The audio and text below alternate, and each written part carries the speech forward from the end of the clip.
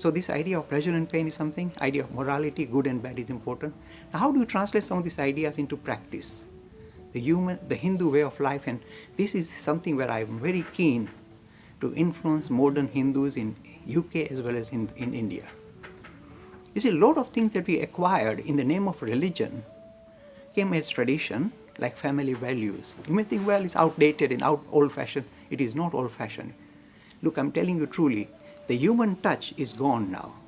The way families relate to each other, the youngsters, the parents is, oh, how much money have we got? And when I get married, etc., when I celebrate, what kind of celebration are we going to have? Which big hotel are we going to hire and spend £100,000? It's pure showmanship. So you lost that human touch. Instead of giving good values to the youngster, they're throwing money at them. And it's become a very crass, materialistic tradition. It's a frightening scenario. The Hindus have a wonderful opportunity of taking the best from their own tradition and combining it with the best that they can get from other civilizations and producing a more mature civilization. Instead of doing that, they've done the worst. They've kept the worst part of their own tradition and adopted the worst thing from the West. So you get this crass Bollywood culture. It's frightening. And I go to weddings where they spend £100,000 in an evening. And in 3 months' time, the girl comes back home, divorced. They did not teach that youngster values. And in no time, this marriage cracks up. So all this £100,000 is gone. It means nothing, waste of money, just showmanship. It's crass materialism. So what are the Hindu values? Look, we are simply saying the ideas that you acquired in Hindu religion, the idea of spirituality, etc., are very important to be turned into practice. He's going for his driving lesson.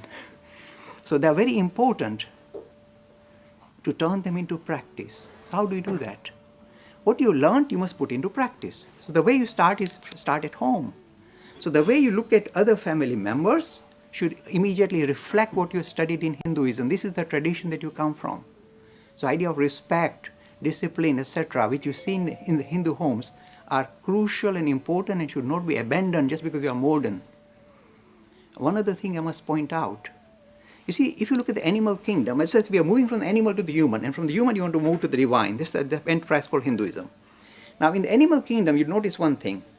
When when animals or even insects have children, they look after them like anything. You see little bird waiting for his mommy to feed it and going, and the mommy is feeding and starving herself, feeding the babies.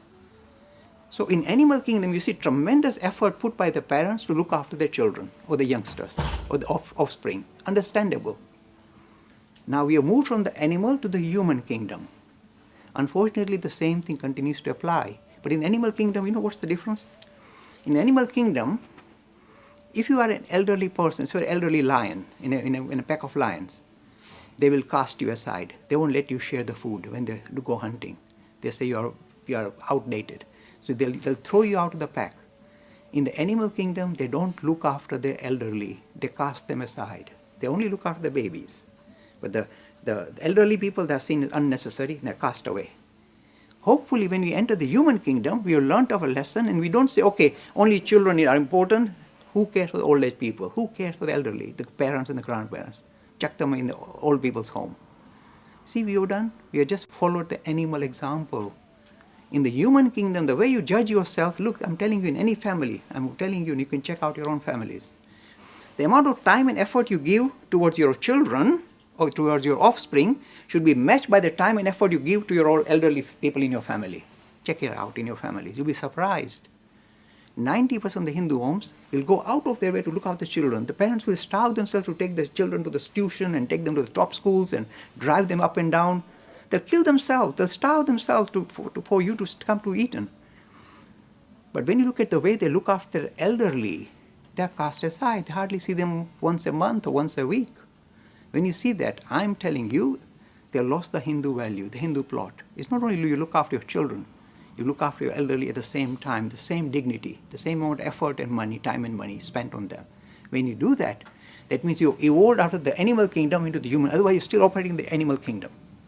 You moved into the human kingdom. See, I'm just showing you human values, the Hindu values. We should not abandon them just because we are modern and we say the Western society doesn't care, so why should we care?